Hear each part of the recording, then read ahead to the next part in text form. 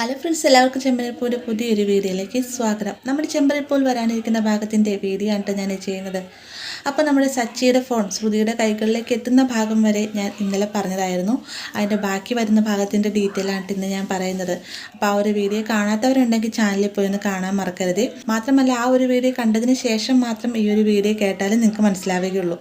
അപ്പോൾ നമ്മുടെ ശ്രുതിയുടെ കയ്യിലായിട്ട് സച്ചിയുടെ ഫോൺ കിട്ടിയതിന് ശേഷം പിറ്റേന്ന് നേരം പൊളിന്ന് റെഡിയായി പോകാനിരിക്കുന്ന നേരത്താണ് സച്ചി തൻ്റെ ഫോൺ തിരക്കുന്നത് കേട്ടോ. അപ്പോൾ ചുറ്റും പുറം നോക്കിയിട്ടും ഫോൺ കാണാത്തതുകൊണ്ട് രേവതിയോട് പറയുക, രേവതി വീട്ടിലും അടുക്കളയിലും ഭാഗത്തൊക്കെ നോക്കുന്നുണ്ട്, അവിടെ നിന്ന് ഫോൺ കിട്ടാത്തതുകൊണ്ട് തന്നെ സച്ചിനോട് വന്ന് പറയുന്ന സമയത്ത് സച്ചി ദേഷ്യപ്പെടുന്നുണ്ട് കേട്ടോ.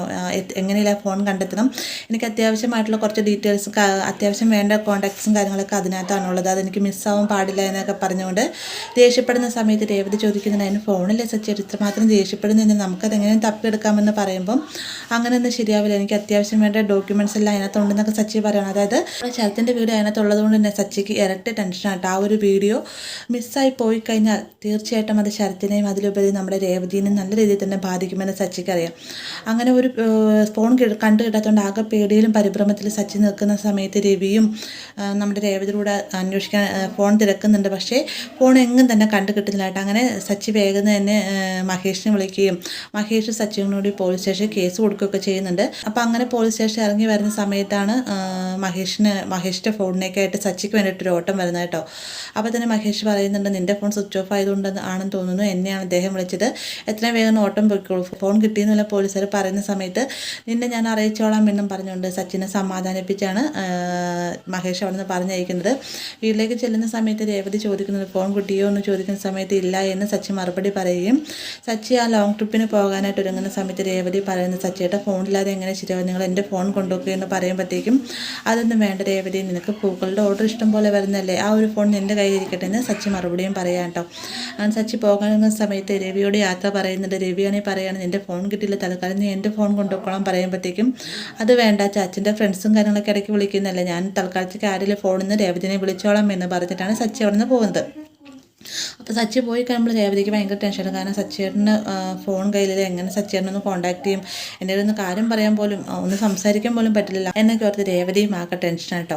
അപ്പോൾ ഇതേ സമയം തന്നെ ശ്രുതിയാകട്ടെ തൻ്റെ പ്ലാനിങ് എല്ലാം തന്നെ സക്സസ് ആയി എന്നുള്ള സന്തോഷത്തോടു കൂടി തന്നെ വേഗം തന്നെ മീരയെ വിളിക്കുകയും മീരയോടായിട്ട് പറയുന്നുണ്ട്, മീര നമുക്ക് എത്രയും വേഗം ആൻ്റണിയെ പോയി കാണണം എന്ന് പറഞ്ഞുകൊണ്ട് മീരേനെ കൂട്ടി ആൻ്റണിയെ പോയി കാണുക കേട്ടോ.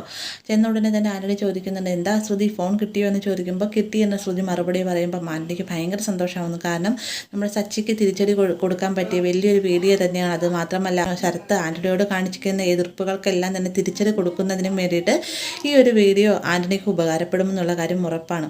അങ്ങനെ ശ്രുതിയോട് ഈ വീഡിയോ വയ്ക്കുന്ന സമയത്ത് ശ്രുതി പറയുന്നുണ്ട്, വീഡിയോ ഒക്കെ ഞാൻ തരാം, പക്ഷേ കാര്യം ആദ്യം നടക്കട്ടെ, നീ ആദ്യം നവീനയും കൊണ്ടുപോവാ, എന്നിട്ട് നിനക്ക് ഈ ഒരു വീഡിയോ അയച്ചു തരാമെന്ന് പറയുകയും അങ്ങനെ ആൻ്റണി തൻ്റെ കൂട്ടാളികളെ പറഞ്ഞിട്ട് ആ ഒരു സ്പോട്ടിൽ തന്നെ, അതായത് അരമണിക്കൂറിനുള്ളിൽ തന്നെ നവീനെയും പിടിച്ചുകൊണ്ട് തിരിച്ചു വരികയും ചെയ്യുന്നുണ്ട്. എന്നാൽ നവീൻ ശ്രുതിയെയും മീരയും കാണുന്നില്ല. നവീൻ്റെ കണ്ണ് കെട്ടിക്കൊണ്ടാണ് ആന്റണിയുടെ ഗുണ്ടകൾ അങ്ങോട്ടേക്ക് വരുന്നത്.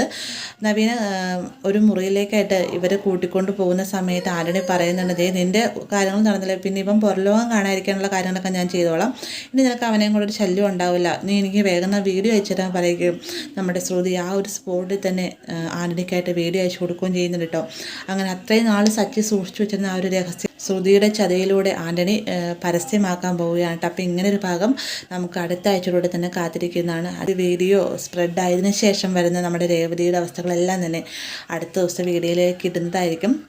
മിസ് ചെയ്യാതെ എല്ലാവരും കാണണം കേട്ടോ. വീഡിയോ ഇഷ്ടമായ ലൈക്ക് ചെയ്യാനും കൂടെ ചാനൽ സബ്സ്ക്രൈബ് ചെയ്യാനും മറക്കരുത്.